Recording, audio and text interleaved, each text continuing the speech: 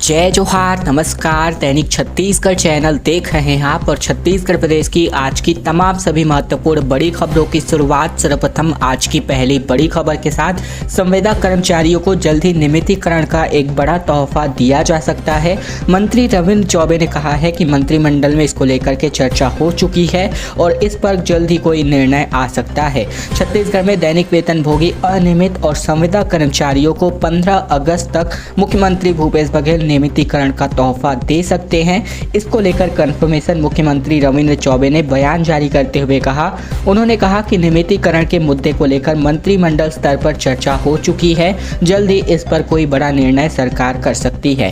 सामान्य प्रशासन विभाग के अपर सचिव एके सिंह ने बताया है कि सभी सरकारी विभागों को 25 जुलाई तक एक पत्र जारी किया जा चुका है। इसमें नए सिरे से संविदा और दैनिक वेतनभोगी और साथ ही अनियमित दैनिक श्रमिकों की जानकारी मांगी गई है। इसमें साल 2004 से लेकर 2018 और 2019 से लेकर 2023 तक के सीधी भर्ती के पदों पर नियुक्ति और संविदा, अनियमित और दैनिक वेतन पर कार्यरत अधिकारी और कर्मचारियों की अलग अलग जानकारी तैयार करने को कहा गया है।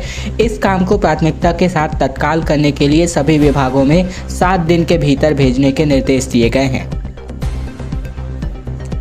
छत्तीसगढ़ की 12 आदिवासी जनजातियों को जो है एसटी का दर्जा अब मिल चुका है। राज्यसभा में इसका प्रस्ताव पारित हो चुका है। अंबिकापुर से खबर है, जहां केंद्रीय राज्य मंत्री व सरगुजा के सांसद रेणुका सिंह ने बीते दिन 12 जातियों को अनुसूचित जनजाति में शामिल करने का प्रस्ताव राज्यसभा के पटल पर धन्यवाद ज्ञापित करते हुए रखा। उन्होंने बताया कि लाखों आदिवासी भाइयों और बहनों को मोदी सरकार की बड़ी सौगात मिली है। 12 आदिवासी जातियों को अनुसूचित जनजाति सूची में शामिल करने के प्रस्ताव पर दोनों सदनों से सहमति मिल चुकी है। जनजातीय बाहुल्य राज्य छत्तीसगढ़ में कुल मिलाकर 12 जनजाति जो मात्रात्मक त्रुटि के कारण वंचित थे, उनकी बहुप्रतीक्षित मांग थी कि उन्हें अनुसूचित जनजाति के सूची में शामिल किया जाए, जिससे उन्हें आरक्षण व सरकार की महत्वाकांक्षी योजनाओं का लाभ मिल सके। इसके लिए बता दें कि यहाँ पर जो है सरकार ने जनजाति हितैषी मांगों को रखते हुए विचार करके सितंबर माह में आयोजित कैबिनेट की बैठक में इसे पारित कर दिया था और अब इसके बाद 21 दिसंबर 2022 को भाजपा की सरकार ने छत्तीसगढ़ के 12 समुदायों को संवेदनशील तरीके से एसटी संवर्ग में शामिल करने का प्रस्ताव लोकसभा में पारित किया था। 3000 से ज़्यादा डॉक्टर्स अब हड़ताल पर जाने वाले हैं। काली पट्टी लगा करके इन्होंने अपना विरोध जताया है। 1 अगस्त से अनिश्चितकालीन हड़ताल की चेतावनी दी गई है। प्रदेश के सबसे बड़े अंबेडकर अस्पताल के जूनियर डॉक्टर्स और पोस्ट पीजी रेजिडेंट्स 1 अगस्त से अनिश्चितकालीन हड़ताल पर जा सकते हैं। स्टाइपेंड और बॉन्ड कम करने की मांग को लेकर ये हड़ताल होगी। रायपुर के अलावा सरगुजा, कांकेर, जगदलपुर, रायगढ़ और राजनांदगांव के सरकारी मेडिकल कॉलेज के जूनियर डॉक्टर्स भी काम बंद करके हड़ताल पर जाने की चेतावनी दे चुके हैं। अपनी मांगों को लेकर जूनियर डॉक्टर्स ने अस्पतालों में काली पट्टी लगा करके मरीजों का इलाज किया। छत्तीसगढ़ जूनियर डॉक्टर एसोसिएशन के वाइस प्रेसिडेंट प्रीतम दास के मुताबिक छत्तीसगढ़ में जूनियर डॉक्टर्स को मिलने वाला स्टाइपेंड दूसरे राज्यों के मुकाबले बेहद कम है। इन्होंने बताया कि आसपास के स्टेट यानी कि एमपी और झारखंड से भी कम स्टाइपेंड प्रदेश के जूनियर डॉक्टर्स को मिलता है। दूसरे प्रदेशों में जहां 95,000 रुपए तक दिया जाता है, तो वहीं छत्तीसगढ़ में 50 से लेकर 55,000 रुपए ही मिलते हैं। किसी भी प्रदेश में 2 साल का बॉन्ड नहीं भरवाया जाता, केवल छत्तीसगढ़ में ही ऐसा हो रहा है। बीते 4 साल में मानदेय भी नहीं बढ़ाया गया है और इसके चलते मजबूरन अब हड़ताल का कदम उठाना पड़ा है। छत्तीसगढ़ के जांजगीर से खबर आ रही है, जहां मालगाड़ी डीरेल हो गई। अकलतरा में 12 बोगियां पटरी से उतर गईं। कई यात्री ट्रेनों को आउटर में ही रोक दिया गया। हावड़ा मुंबई रूट भी इसकी वजह से प्रभावित हो चला है। बिलासपुर रेल मंडल के अकलतरा रेलवे स्टेशन के पास मालगाड़ियां डीरेल हो गई, जिसमें से तकरीबन 12 बोगियां पटरी से उतर गई हैं। 10 से ज़्यादा यात्री ट्रेनों को आउटर में इसकी वजह से रोका गया है। अकलतरा स्टेशन के पास ये हादसा दोपहर 3 बजे के आसपास बीते दिन हुआ। जानकारी के मुताबिक मालगाड़ी बिलासपुर से लेकर रायगढ़ की ओर जा रही थी, तभी अकलतरा और नैला रेलवे स्टेशन के बीच अकलतरा ईस्ट केबिन के पास मालगाड़ी के कई डिब्बे पटरी से उतर गए। घटना के बाद रूट पूरी तरीके से प्रभावित है। ट्रैक पर बिखरे वैगन को हटाने के लिए कोरबा बिलासपुर से टीम पहुंच गई है। इसके अलावा ट्रैक चेंज करने के दौरान हादसे की संभावनाएं बनी रहती हैं और मालगाड़ी जब मुंबई हावड़ा मुख्य मार्ग मिडिल लाइन पर आई, तब ईस्ट केबिन के पास ट्रैक चेंज किया गया था और इसी दौरान हादसा होने की संभावना फिलहाल जताई जा रही है। 28 जुलाई से नक्सलियों का शहीदी सप्ताह है, यानी आज के दिन से, और ऐसे में भारी मात्रा में इन्होंने बैनर लगाए हैं, पर्चे भी फेंक दिए गए हैं। युवक और युवतियों को संगठन में शामिल होने को कहा है और सुरक्षा बल इसको लेकर के अलर्ट मोड पर है। कांकेर जिले के पीढ़ापाल गांव के पास नक्सलियों ने भारी मात्रा में बैनर लगाए हैं, इलाके में पर्चे भी फेंके गए हैं, जिनमें नक्सलियों ने 28 जुलाई से लेकर 3 अगस्त तक शहीदी सप्ताह मनाने का ऐलान कर दिया है। सिटी कोतवाली क्षेत्र के गाँव में नक्सली बैनर पर्चे मिलने की वजह से इलाके में दहशत का माहौल है। पर्चे में नक्सलियों ने ग्रामीण युवक और युवतियों से PLGA में भर्ती होने को कहा है। साथ ही गांव-गांव में शहीदी सप्ताह मनाने का ऐलान भी किया गया है। बता दें कि नक्सली अपने मारे गए साथियों की याद में हर साल 28 जुलाई से लेकर 3 अगस्त तक शहीदी सप्ताह मनाते हैं और इस बीच बड़ी घटना को अंजाम देने की फिराक में नक्सली रहते हैं। छत्तीसगढ़ में चुनाव के मद्देनजर एक बड़ा सर्जरी हुआ है कर्मचारियों के पुलिस विभाग में, क्योंकि 533 सब इंस्पेक्टर्स और 66 इंस्पेक्टर्स का तबादला हुआ है। कुल 6 IPS अफसरों का भी ट्रांसफर हो चुका है। और बता दें कि छत्तीसगढ़ में विधानसभा चुनाव होने हैं और इसके ठीक पहले अलग अलग विभागों में बड़ी बड़ी सर्जरी इन दिनों होती हुई दिखाई दे रही हैं। 6 IPS अफसरों का तबादला ऑलरेडी हो चुका है। इसके अलावा 533 सब इंस्पेक्टर्स और 66 इंस्पेक्टर्स का भी तबादला हुआ है। साथ ही राज्य सरकार ने राज्य प्रशासनिक सेवा के 35 अधिकारियों के संबंध में आदेश जारी किया है। इनमें से कुछ अधिकारियों को क्रमोन्नत करते हुए कुछ का ट्रांसफर भी किया जाना प्रस्तावित है। रायपुर के क्षेत्रीय परिवहन अधिकारी सैलाब साहू को हटा दिया गया है। इनकी जगह पर कीर्तिमान सिंह राठौर को रायपुर क्षेत्रीय परिवहन का अधिकारी बनाया गया है। इसके पहले राठौर बीरगांव नगर निगम के आयुक्त भी थे। और अब खबर आ रही है छत्तीसगढ़ में फैले हुए कंजक्टिवाइटिस को लेकर के रोकथाम के लिए स्वास्थ्य विभाग ने एक पत्र भी जारी किया है।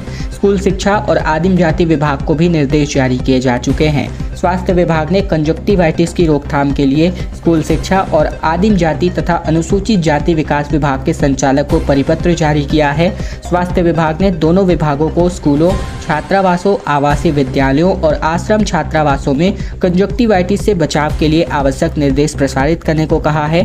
स्वास्थ्य विभाग ने बच्चों को इस संक्रमण के लक्षणों, उपचार और बचाव की जानकारी देने को भी कहा है। संचालक महामारी नियंत्रण द्वारा स्कूल शिक्षा विभाग और आदिम जाति तथा अनुसूचित जाति विकास विभाग को जारी पत्र पर कहा गया है कि राज्य में मौसम के कारण आंख आने की बीमारी यानी कि कंजक्टिवाइटिस बढ़ गई है और यह संपर्क से फैलने वाली बीमारी है जो सघन रहवासी क्षेत्र में अधिक फैलता है।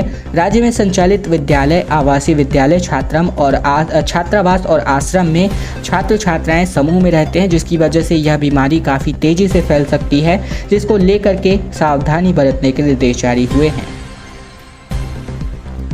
शिक्षकों की अनिश्चितकालीन हड़ताल स्थगित हो चुकी है। शिक्षा मंत्री रविंद्र चौबे से मुलाकात करने के बाद आगे की रणनीति पर चर्चा हुई है। शिक्षक संघर्ष मोर्चा की बैठक में फैसला हुआ है। छत्तीसगढ़ के तकरीबन 1,80,000 शिक्षकों ने 31 जुलाई से अनिश्चितकालीन हड़ताल पर जाने का आह्वान किया था, लेकिन अब शिक्षक संघर्ष मोर्चा के पदाधिकारियों की बैठक में 31 जुलाई को होने वाली अनिश्चितकालीन हड़ताल को स्थगित करने का फैसला किया गया है। संघ के पदाधिकारियों के मुताबिक शिक्षकों के सभी संघों को मिलाकर शिक्षक संघर्ष मोर्चा बनाने के बाद 31 जुलाई से अनिश्चितकालीन हड़ताल पर जाने का फैसला किया गया था, लेकिन इस बीच स्कूल शिक्षा मंत्री भी बदल गए। प्रेमसाय सिंह टेकाम की जगह मंत्री रविंद्र चौबे को स्कूल शिक्षा विभाग की जिम्मेदारी सौंपी गई। इसीलिए अपनी मांगों को लेकर शिक्षक मोर्चा के पदाधिकारी मंत्री रविंद्र चौबे से मुलाकात करने के बाद आगे की रणनीति को लेकर के बातचीत करेंगे। प्रदेश के शिक्षक पूर्व सेवा गणना कर सही वेतन निर्धारण करते हुए सहायक शिक्षकों की वेतन विसंगति दूर करने, पुरानी पेंशन प्रदान करने और कुल 20 वर्ष की सेवा पर पूर्व पुरानी पेंशन देने संबंधित मांगों को लेकर LB संवर्ग के शिक्षक प्रदर्शन की तैयारी कर रहे हैं। 15 साल का इंतजार रायपुर वासियों के लिए खत्म होता दिखाई दे रहा है, क्योंकि तात्यापारा रोड का चौड़ीकरण आचार संहिता से पहले ही शुरू हो सकता है। शासन से इसके लिए 10 करोड़ रुपए मंजूर हो चुके हैं। GE रोड पर शारदा चौक के बॉटल नेक से पूरा शहर परेशान है। रोज लाखों वाहन शारदा चौक से होकर तात्यापारा की ओर आते जाते हैं और आते जाते समय पूरी तरीके से जाम में फंस कर रह जाते हैं। तकरीबन आधा किलोमीटर के इस पैच का चौड़ीकरण पिछले 15 सालों से अटका पड़ा है। 2 बार बार सर्वे और मुआवजा तय होने के बाद बजट को लेकर पेंच फंस गया और अब शासन ने 10 करोड़ रुपए इसके लिए बजट तैयार कर दिया है। सरकार से पैसे मिलते ही तात्यापारा प्रोजेक्ट की फाइल एक बार फिर से खुल गई है। विधानसभा चुनाव की आचार संहिता लगने के पहले काम चालू करने की तैयारी की जा रही है। चौड़ीकरण के पहले तात्यापारा चौक से शारदा चौक के बीच नए सिरे से मुआवजे के लिए सर्वे करवाया जाएगा। हालांकि निगम चौड़ीकरण के लिए सबसे पहले 2009 में सर्वे करवा चुका है और अब नए सर्वे होने के बाद तय होगा कि गाइडलाइन रेट के बाद कितना मुआवजा आ रहा है। 12वीं कक्षा के साथ ITI प्रशिक्षण का छत्तीसगढ़ मॉडल अब पूरे देश में लागू होगा। राष्ट्रीय स्तर पर सराहना भी छत्तीसगढ़ को मिली है। मुख्यमंत्री भूपेश बघेल की पहल पर छत्तीसगढ़ के स्कूलों में हायर सेकेंडरी के साथ ही छात्रों को ITI प्रमाण पत्र प्रदान करने के लागू किए गए संयुक्त पाठ्यक्रम की तर्ज पर अब केंद्र सरकार पूरे देश में स्कूल एजुकेशन के साथ वोकेशनल ट्रेनिंग का इंटीग्रेटेड कार्यक्रम लागू करना चाहती है। इसके लिए कौशल विकास और उद्यमशीलता मंत्रालय के अंतर्गत प्रशिक्षण महानिदेशालय यानी कि DGT भारत सरकार द्वारा एक समिति भी गठित करी जा चुकी है। ये समिति स्कूल शिक्षा के साथ ही व्यावसायिक प्रशिक्षण के एकीकरण के लिए दिशा निर्देश तैयार करने वाली है। प्रशिक्षण महानिदेशालय के निदेशक द्वारा इस समिति के छत्तीसगढ़ से प्रतिनिधि नामांकित करने का भी अनुरोध किया गया है। और अब खबर कवर्धा से आ रही है, जहां पर जो है अचानक से स्कूलों की बच्चियां जो है बेहोश होने लगी, जिसकी वजह से दहशत का माहौल फैल गया। कवर्धा जिले के एक सरकारी स्कूल में अचानक से स्कूल पहुंचते ही कई बच्चियां एक एक करके बेहोश होने लगी। मामला पिपरिया थाने के दलपुरवा शासकीय मिडिल स्कूल का है, जहां 8 बच्चियों की तबीयत अचानक से बिगड़ गई। बच्चियां जैसे ही स्कूल पहुंची तो एक के बाद एक होकर के बेहोश होने लगी, जिसको देखते ही स्कूल प्रशासन ने बच्चों को तत्काल 108 एम्बुलेंस की मदद से अस्पताल में भर्ती कराया, जहां उनका इलाज जारी है। बेहोश क्यों हुई हैं बालिकाएं, इसको लेकर के कोई ठोस कारण अभी निकलकर सामने नहीं आ पाया है।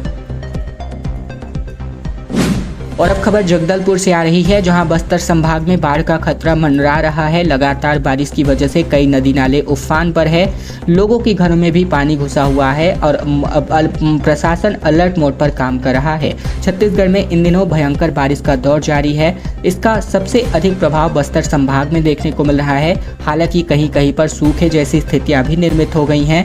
बस्तरी इलाकों में भयंकर बारिश की वजह से कई क्षेत्र जलमग्न हो चुके हैं। सड़कों और घरों में पानी घुस चुका है। वहीं कुछ इलाकों में बाढ़ की स्थितियां भी बन गई हैं। भयंकर बारिश होने के कारण नदियों और जलाशय उफान पर है। वहीं इससे लगे कई गांवों में बाढ़ के हालात भी बने हुए हैं। भारी बारिश के चलते दूसरे राज्यों से भी संपर्क टूटा पड़ा है। इससे लोगों में काफी दहशतों और साथ ही दिक्कतों का सामना करना पड़ रहा है। छत्तीसगढ़ को तेलंगाना राज्य से जोड़ने वाले नेशनल हाईवे क्रमांक 30 कोंटा के पास भी पानी भर चुका है।